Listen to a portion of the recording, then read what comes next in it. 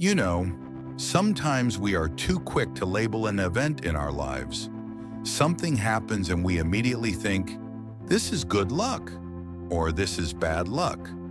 But in reality, have you ever noticed that things you once thought were terrible later turned into important turning points?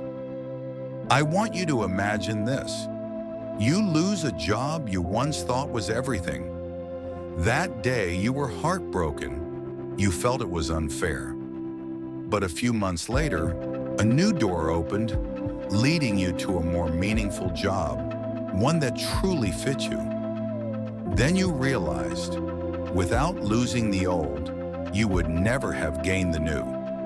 A friend of mine once said, "If I hadn't gone through hard days, I would never have learned how to be grateful for even a simple meal." And it's true, life always finds a way to teach us through challenges that once felt unbearable. Psychologists call this present bias. Our brain tends to exaggerate immediate pain or joy, forgetting that it takes time to see the full picture. Now I want to tell you about David, a man living in a small village at the foot of green hills. David was poor, but he never let scarcity steal his joy in life. For him, having 2 full meals a day was already a blessing. He had a son named Lucas, and together they had a smart, strong white horse named Star. Star was not just a horse, he was like a member of the family. Lucas often whispered to him whenever he was sad. Both father and son saw him as an irreplaceable companion. One day, word of Star's swiftness reached the ears of a wealthy merchant. He came to the village with a large sum of money to buy Star. The villagers whispered excitedly, "David is so lucky. This is his chance to change his life."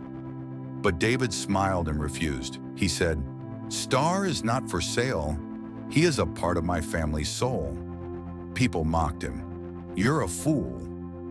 You gave up a chance to change your life for just a horse." But David remained calm. A few days later, Star disappeared. The stable was empty. The villagers mocked even more. "See, he didn't sell, and now he has nothing." Lucas cried in sadness. But David calmly said, "Son, don't rush. Good or bad, time will tell." But then just a few days later, a miracle happened. Star returned, and he brought back 5 wild horses with him. The whole village was stunned. Those who once mocked now praised. "David is so lucky. God has blessed him." Lucas was excited and started training the horses. But one day while riding, he fell and broke his leg. The villagers whispered again, "This is disaster.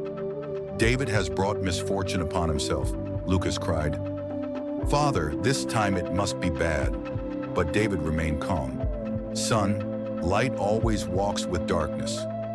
Good or bad, only time will tell." And indeed, a few weeks later, war broke out. The government conscripted all the young men in the village. Many never returned. But Lucas, because of his broken leg, was spared. This time the villagers wept. "David is so lucky. His son lived while ours did not." David gently placed his hand on his son's shoulder and said, "See, son, life is never simple. What seemed like misfortune has saved us. Good or bad, let time decide." And that's life. It is never all light or all dark. It is always a mixture. What seems like good luck may hide challenges, and what seems like misfortune may actually be the doorway to a miracle.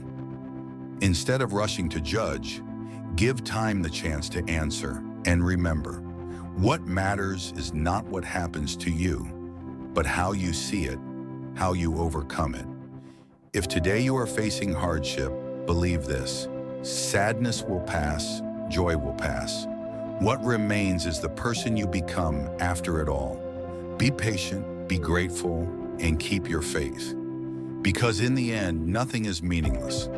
Every moment, good or bad, is shaping the person you will be tomorrow.